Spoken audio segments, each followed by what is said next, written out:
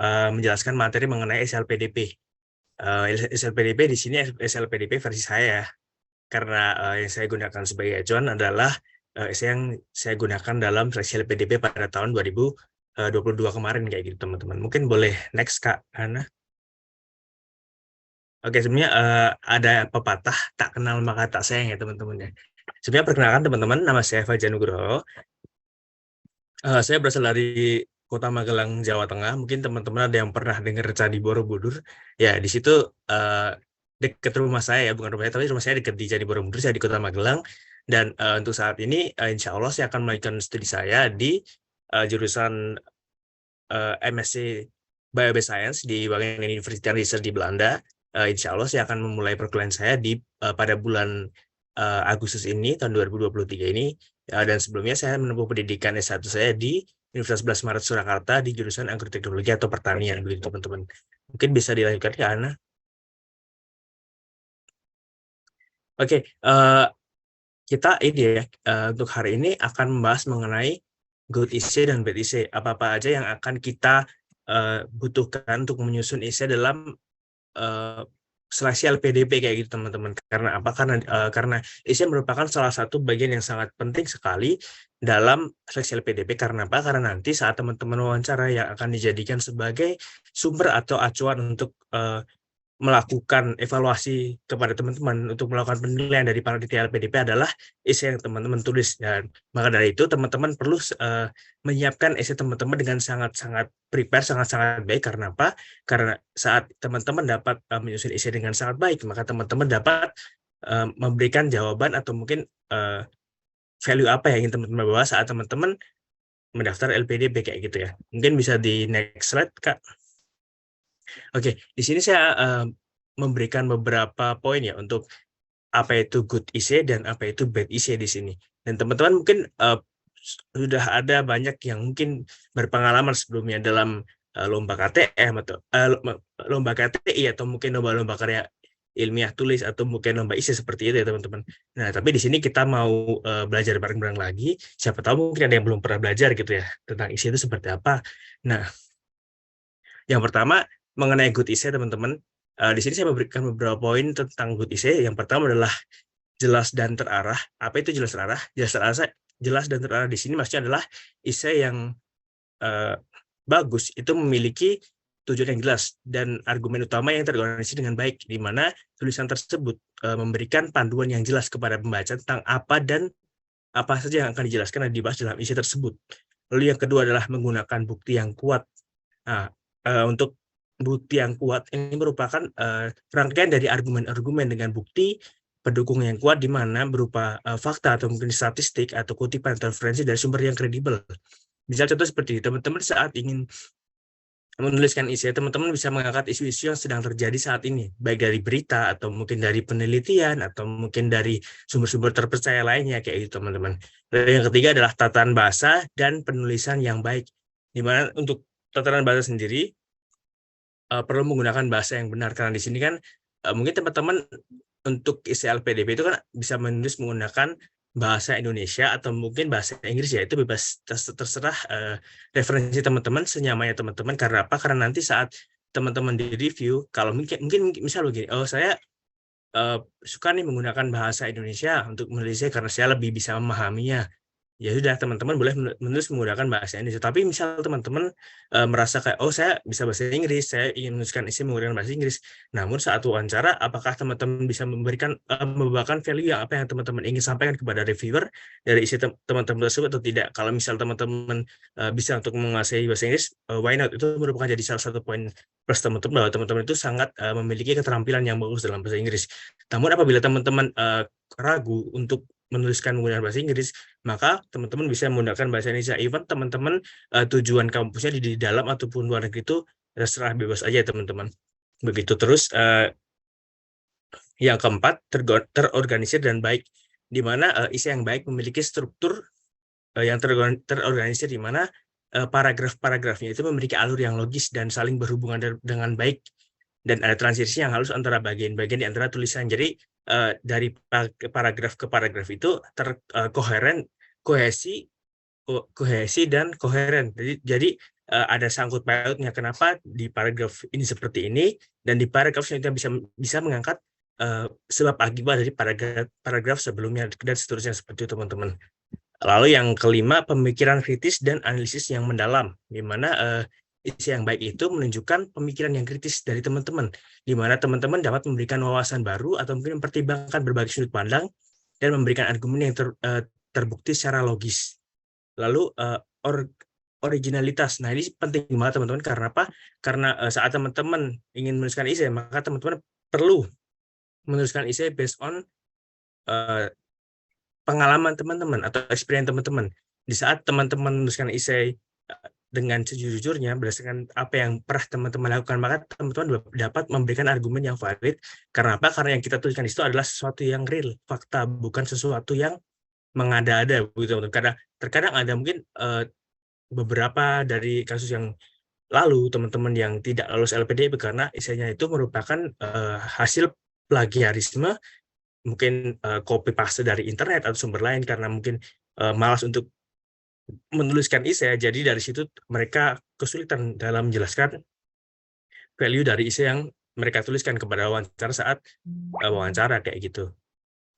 Lalu menggunakan referensi yang baik. Nah, di sini isi yang baik itu memiliki relevan, memiliki referensi yang relevan dan juga kredibel untuk mendukung argumen dan pernyataan yang telah kita buat. Nah, hal ini menunjukkan bahwa penulis essay ini telah melakukan riset yang memadai dan memberikan landasan yang kuat untuk tulisan mereka. Misal begini teman-teman, saat teman-teman menuliskan essay mengangkat isu ya, misal gini, saya mengangkat isu tentang kedaulatan pangan Indonesia. Kedaulatan pangan Indonesia itu seperti apa teman-teman? Nah, di situ teman-teman bisa memberikan data, mungkin data dari BPS atau mungkin data dari penelitian dari jurnal atau mungkin dari sumber-sumber departemen pemerintahan yang sudah kredibel kayak gitu untuk mendukung isu yang teman-teman angkat di essay kayak gitu. Lalu ada juga menggunakan kesimpulan yang kuat.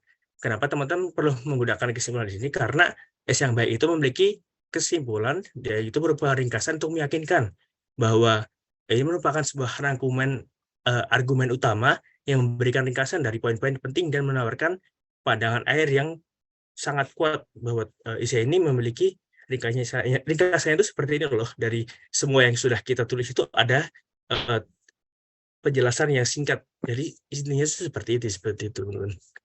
Lalu selanjutnya tentang bad essay ya. Nah, di bad essay sendiri juga ada beberapa poin ya yang saya cantumkan. Yang pertama yaitu ketidakjelasan tujuan atau argumen utama, di mana essay yang buruk itu seringkali tidak memiliki tujuan atau argumen yang jelas. Tulisannya itu cenderung tidak terorganisasi dan sulit diikuti oleh pembaca. Nah, ini berhubungan yang tadi kohesi dan koheren, yaitu saling berkesinambungan antara paragraf satu dengan yang lain, antara kalimat satu dengan kalimat yang lain. Jadi tidak loncat-loncat. Misal gini, teman-teman dari pertama sudah bahas background ya, dari background pendidikan, terus tiba-tiba langsung ke pengabdian, habis pengabdian balik lagi ke pendidikan lagi, habis pendidikan lagi balik ke penelitian, kan kayak tidak terstruktur, itu tidak bagus teman-teman, karena susah untuk dipahami kayak gitu. Lalu yang kedua ada kurangnya bukti atau pendukung yang kuat. Tadi kan sudah gini ya, kita sebutkan dalam menuliskan essay itu membutuhkan suatu referensi yang baik, yang terpercaya atau kredibel. Nah, apabila essay kita tidak membeli pendukung yang kuat, maka seolah-olah ini hanya sebuah opini dari kita yang tidak tentu terbukti kebenarannya kayak gitu. Lalu yang ketiga, kesalahan tata bahasa dan penulisan. Jadi teman-teman perlu menghindari typo dalam penulisan essay. Karena apa? Karena saat ada typo atau mungkin salah menggunakan konjungsi dan sebagainya, itu dapat merubah arti dari essay yang teman-teman ingin tuliskan kayak gitu. Lalu yang keempat, tidak terorganisir, lalu kurangnya pemikiran yang kritis, kurangnya struktur yang jelas, dan juga tidak relevan dengan topik. Misal teman-teman ingin mengangkat topik tentang kedaulatan pangan, tapi yang teman-teman jelaskan berbeda dengan itu, karena itu tidak akan match dan tidak bisa memberikan value yang jelas untuk pembacanya kayak gitu.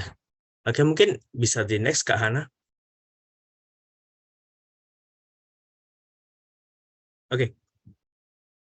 Ini kemarin sempat untuk batch 1 tahun 2023 kemarin, ini ada beberapa patokan untuk essay. Jadi ada ini ya, poin-poin yang perlu dijelaskan dalam essay.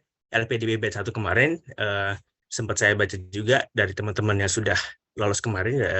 Jadi untuk LPDP tahun 2023 itu garis besarnya adalah teman-teman perlu menjelaskan tentang komitmen untuk kembali ke Indonesia dan juga rencana pasca studi dan rencana kontribusi di Indonesia dengan format katanya antara 1.500 sampai dengan 2.000 kata. Tentunya teman-teman udah tahu ya pasti ya. Nah, dan mungkin komitmen kembali di Indonesia ini diwajibkan untuk teman-teman yang kuliah di luar negeri dan juga yang di dalam negeri pun juga wajibkan untuk tetap di Indonesia dan juga mengabdi kepada Indonesia setelah selesai pasca studi gitu. Lalu untuk poin-poin yang perlu teman-teman tekankan di isi adalah yang pertama, pemenuhan atas poin-poin yang diminta dalam SBSU LPDP 2023, baik tentang rencana studi, kegiatan saat studi, lalu rencana risetnya seperti apa, lalu rencana pengabdian seperti apa, jenjang karirnya setelah teman-teman lulus itu seperti apa kayak gitu. Lalu oh ya, penjelasan rencana studi tadi udah ya. Lalu berdasarkan rencana pasca studi tadi juga, terus kekuatan argumentasi dan justifikasi dari gagasan yang dituliskan, itu bisa teman-teman tuliskan berupa beberapa pendapat dari sumber terpercaya atau yang kredibel, seperti mungkin dari badan, atau mungkin dari departemen pemerintahan, atau pusat riset, atau mungkin dari berita-berita yang pusat berita atau tempat publikasi yang valid kayak gitu. Dan yang terakhir ada narasi isi secara umum, bahasa yang digunakan, tone, proporsional, dan lain-lain. Ini untuk ketentuan SLPDP-nya teman-teman. Jadi mungkin teman-teman yang sudah pernah ikut bimbingan ISE, pasti teman-teman nanti akan dibantu oleh teman-teman yang mungkin dapat mentor untuk merunutkannya seperti apa. Tapi at least teman-teman harus menuliskan ISE LPDP secara garis besar adalah seperti minimal ada poin-poin yang sudah ditentukan oleh panitia dari penyeleksi LPDP kayak gitu. Bisa di next kan? Oke, bentar ya. Oke, ya. Jadi di sini saya menggunakan contoh menggunakan isi saya di tahun 2022 ya untuk isi LPDP. Mungkin ada beberapa poin yang agak berbeda dengan poin yang tadi dijelaskan karena panduan setiap tahun itu kadang berbeda ya teman-teman. Oke, jadi di paragraf yang awal mungkin teman-teman bisa menjelaskan tentang latar belakang teman-teman kayak gitu. Nah, sebelum menjelaskan latar belakang secara ini, sebenarnya ada pengenalan diri dulu sebenarnya, menjelaskan tentang background teman-teman, baik mungkin background pendidikan teman-teman, lalu keluarga teman-teman, atau mungkin riwayat pekerjaan seperti apa, itu bisa dituliskan di paragraf pertama ya, agar reviewer itu bisa tahu dengan jelas seperti apa background teman-teman kayak gitu. Lalu di paragraf 2 bisa diisikan seperti ini tentang latar belakang teman-teman. Di isi saya dulu saya menjelaskan tentang pengalaman saya saat saya kuliah, di mana saya pernah mengikuti kegiatan kelas internasional di jurusan saya, karena kebetulan pada saat itu ada pengadaan program kelas internasional dari jurusan, dan juga kegiatan pertukaran pelajar di tingkat ASEAN. Jadi kebetulan dulu ada kegiatan pertukaran pelajar, saya mengikuti kegiatan pertukaran pelajar di Vietnam, di nama kampusnya itu di Đại học Nông Lâm atau Thái Nguyên University, di mana pada kampus itu saya mengambil jurusan ilmu lingkungan. Nah, di ilmu lingkungan ini saya mempelajari berbagai hal tentang sustainable agriculture. Jadi saya mempelajari tentang sistem pertanian yang berwawasan lingkungan atau ramah lingkungan, dan di situ menarik keingintahuan saya untuk mempelajari mengenai perpadian, karena waktu itu pada waktu itu sangat jelas diketahui bahwa Vietnam merupakan salah satu negara pengekspor padi terbesar di ASEAN, dan dari situ saya semakin tertarik bahwa bagaimana caranya sebuah negara ini bisa menjadi negara pengekspor padi yang sangat besar, padahal luas negaranya itu tidak lebih kecil daripada negara kita di Indonesia gitu. Dan dari situ saya merasa penasaran, kok bisa sih negara Indonesia yang terkenal sebagai negara agraris itu dapat ranking di bawah Vietnam, padahal Vietnam itu tidak mendapatkan labeling sebagai negara agraris ya dia, tapi dia bisa menjadikan salah satu pengekspor padi terbesar di kawasan ASEAN kayak gitu. Nah, dan setelah saya pulang, saya melakukan kegiatan internship atau magang di Balai Produksi Benih Padi juga, dan dari situ saya semakin merasa penasaran saya semakin tinggi untuk mempelajari, berfokus kepada padi ini kayak gitu teman-teman. Mungkin bisa di next Kak Hana.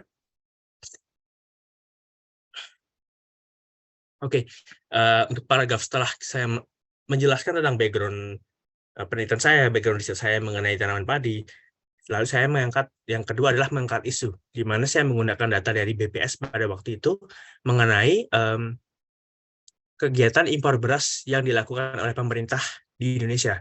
Padahal gini teman-teman, salah satu keresahan saya sebagai mahasiswa pertanian ya, di mana negara kita yang dikenal sebagai negara agraris atau negara pertanian begitu, tapi kita melakukan impor besar-besaran terhadap salah satu produk kebutuhan pangan utama kita itu beras atau padi. Padahal kita dikenal sebagai kita mengonsumsi padi, hampir seluruh masyarakat Indonesia itu mengonsumsi padi ya. Tapi kita sebagai negara agraris yang terkenal sebagai negara agraris, tapi kita melakukan impor besar-besaran terhadap komoditas yang kita konsumsi utama kayak gitu. Dan dari situ saya merasa resah dan dari situ saya merasa kayak kenapa bisa seperti ini? Pasti ada yang salah. Dan dari situ saya merasa kayak saya rasa bisa nih kita lakukan kegiatan yang fungsinya untuk meningkatkan produksi padi lokal, produksi pangan nasional agar dapat mencukupi kebutuhan pangan di Indonesia dan juga mengurangi intensitas dari impor produk padi di Indonesia kayak gitu. Dan dari situ saya menuliskan di sini bahwa kita bisa melakukan perbaikan kualitas dan kuantitas padi nasional menggunakan kegiatan pemulihan tanaman. Dan dari situ saya di sini menuliskan bahwa ternyata isu ini sangat penting untuk mengangkat isu mengenai impor beras, padahal kita sebagai negara agraris kita seharusnya bisa memproduksi beras yang lebih banyak dan juga memiliki kualitas dan daya saing yang lebih bagus daripada kualitas padi yang kita impor dari luar negeri kayak gitu. Oke, mungkin bisa di next Kak Hana. Oke, jadi setelah saya mengangkat isu bahwa perlunya mengangkat isu tentang impor padi dan perlunya untuk melakukan overcome atau melakukan how to tackle these issues by learning in another country. So saya menuliskan di sini tentang salah satu universitas tujuan saya, di mana saya dapat belajar untuk meningkatkan kualitas diri saya, baik soft skill maupun hard skill saya di bidang pemulihan tanaman atau plant breeding, salah satunya di Wageningen University, karena Wageningen University terkenal sebagai universitas terbaik di dunia nomor 1 untuk bidang pertanian dan juga kehutanan. Nah, dari sini saya menjelaskan bahwa saya ingin mengambil jurusan Biobased Science di Wageningen University. Dan di situ saya menjelaskan tentang beberapa mata kuliah yang dapat menunjang tujuan saya di penelitian tentang pemulihan tanaman. Di situ saya sebutkan ada mata kuliah pre-breeding, ada mata kuliah Seeds and Technology, ada mata kuliah Breeding for Stress Tolerance and Quality. Dari situ saya menjelaskan di mata kuliah ini loh yang saya pelajari. Saya bisa mempelajari tentang ini dan dari mata kuliah itu bisa saya gunakan sebagai fondasi atau dasar saya untuk melakukan penelitian di tesis saya, yang mana tesis saya saya yakin akan bermanfaat untuk kemajuan pemenuhan kebutuhan pangan atau swasembada pangan di Indonesia di masa depan kayak gitu. Dan mungkin teman-teman di sini juga bisa menjelaskan selain mungkin tentang mata kuliahnya seperti apa yang bisa mendukung kegiatan riset teman-teman kelak saat S2, atau mungkin bisa menjelaskan siapa sih profesor yang sangat berpengaruh di bidang itu di kampus itu, dan apa mungkin yang sudah dia lakukan terkait publikasi atau mungkin penelitian yang pernah dilakukan oleh profesor tersebut. Dan mungkin apakah teman-teman pernah menghubungi profesor tersebut di sini, baik via email atau mungkin via online atau mungkin bertatap muka secara langsung, di mana kayak gitu. Teman-teman bisa sebutkan juga di sini menjadi salah satu dari teman-teman kenapa teman-teman harus kuliah di situ, dan apa sih poin plus dari kampus ini kayak itu. Even teman-teman mau kuliah dimanapun ya, karena semua kampus itu pasti bagus. Tapi di sini teman-teman tekankan kenapa teman-teman harus kuliah di situ, karena di situ ada sesuatu yang bisa teman-teman galih yang dapat meningkatkan value dan juga meningkatkan kualitas teman-teman untuk mengatasi masalah yang atau isu yang teman-teman angkat sebelumnya kayak gitu. Bisa di next Kak Hana. Oke. Oke ya, untuk paragraf selanjutnya setelah teman-teman menuliskan tentang, kampus mana yang teman-teman ingin, tuju, teman-teman bisa menuliskan tentang apa sih, kontribusi dari studi teman-teman setelah teman-teman lulus dari kampus tersebut. Nah, di situ saya menuliskan tentang, eee, ma manfaat dari riset yang akan saya lakukan, di mana, eee, se melalui riset yang akan saya lakukan di studi S2 ini, saya bisa melakukan, penanggulangan terkait dengan sistem budidaya tanaman yang lebih efektif, bagaimana cara mengatasi hama, bagaimana cara meningkatkan kualitas dan kuantitas hasil panennya, dan bagaimana cara untuk, mengintegrasikan antara mmm, teknologi dan juga sistem budaya yang ada saat ini kayak gitu. Karena kita tahu pasti mungkin suatu inovasi dari luar negeri itu kan, apalagi dari luar negeri ya, biasanya kan mungkin belum tentu cocok ya dengan apa yang kita punya, dengan sumber daya yang kita punya saat ini. Tapi dari situ kita bisa melakukan, Indonesia itu terkenal ya bahwa orang-orangnya itu pintar untuk memodifikasi ya. Nah, dari situ kita bisa mengambil ilmu-ilmu yang kita tangkap di luar untuk kita bawa ke Indonesia, dan kita modifikasi, eee, kita adaptasikan, kita sesuaikan dengan how to adjust with what we have in Indonesia. Jadi kita sesuaikan dengan apa yang kita punya di Indonesia saat ini. Jadi dari situ kita melakukan tidak hanya inovasi tapi juga modifikasi. Jadi itulah kreatifnya orang Indonesia itu kayak gitu. Nah, mungkin di sini teman-teman juga bisa menjelaskan tentang riset teman-teman di saat kuliah itu kira-kira apa sih, dampaknya atau impact-nya yang bisa teman-teman bawa untuk, negara ini, karena, perlu teman-teman ketahui ya bahwa, kita saat kita ingin menjadi awal di LPDP, maka kita harus bisa berimpact kepada negara ya.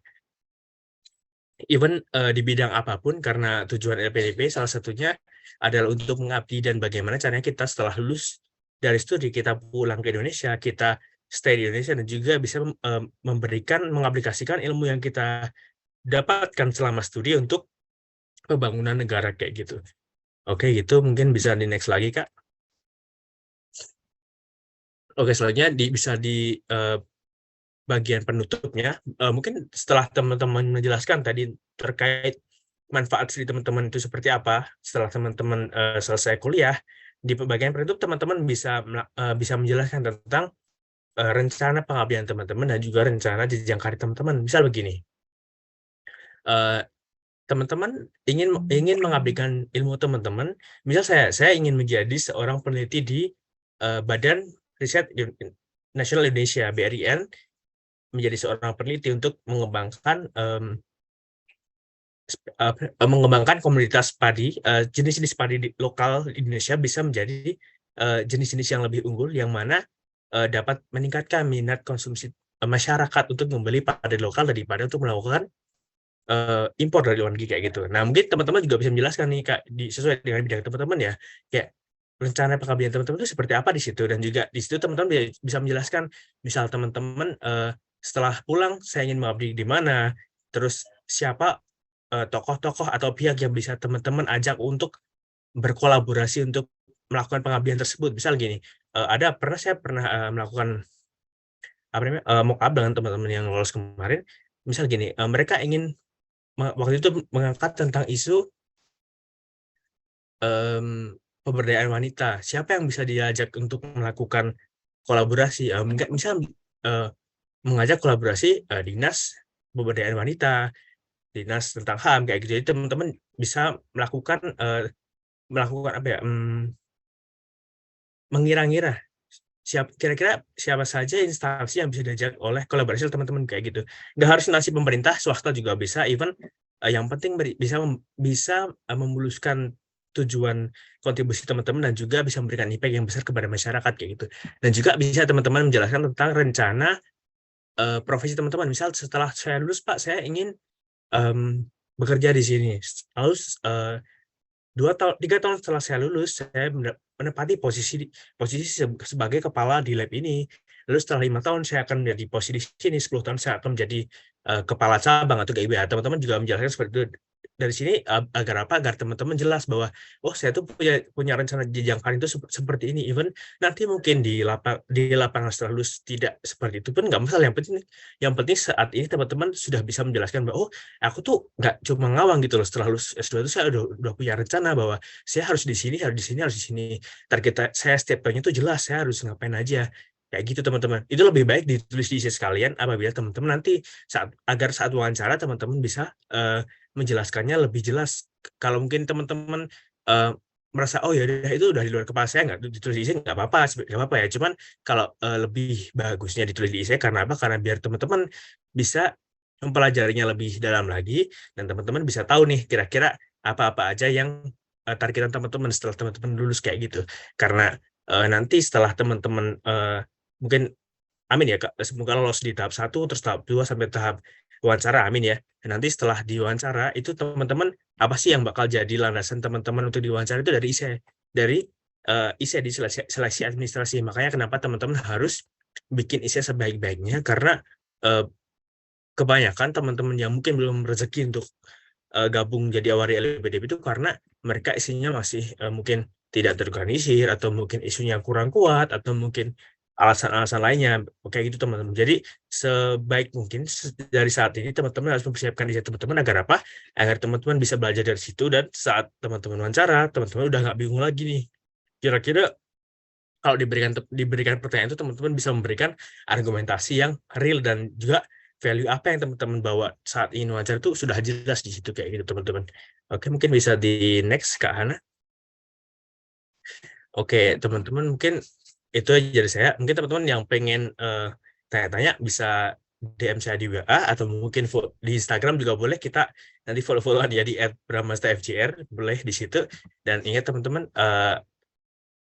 ada salah satu kata-kata yang selalu membekas di ingatan saya, manjada wajada, siapa yang bersungguh-sungguh pasti akan bisa. Apabila teman-teman ingin menjadi awadi LPDP, maka teman-teman harus persiapkan dari sekarang, persiapkan isi sebaik-baiknya agar apa? Agar teman-teman dapat mengikuti wawancara LPDP dengan sangat lancar dan nantinya akan bisa menjadi bagian dari LPDP kayak gitu teman-teman. Terima kasih, saya kembalikan kepada Kak Hana. Oke, baik. Terima kasih banyak Kak Fajar atas pemaparan materinya. Kami sangat mengapresiasi pengetahuan dan pengalaman berharga yang telah Kakak bagikan pada kami semua hari ini ya, insya Allah bermanfaat juga. Oke, sebelum kita masuk ke sesi pertanyaan, sekarang kita mau, ambil foto dulu nih. Kita untuk teman-teman yang belum, on camera, mungkin saatnya untuk buka kamera sekarang. Untuk, Kakak panitia mungkin bisa bantu untuk nge-screenshot. Untuk pertanyaan nanti kita lanjutkan setelah sesi foto terlebih dahulu. Jadi nanti kita foto dulu, nanti baru, kita mulai sesi pertanyaannya. Oke, udah siap semua? Udah on cam semua? Oke, baik. Mungkin Kak Hamam bisa dibantu dengan screenshot-nya?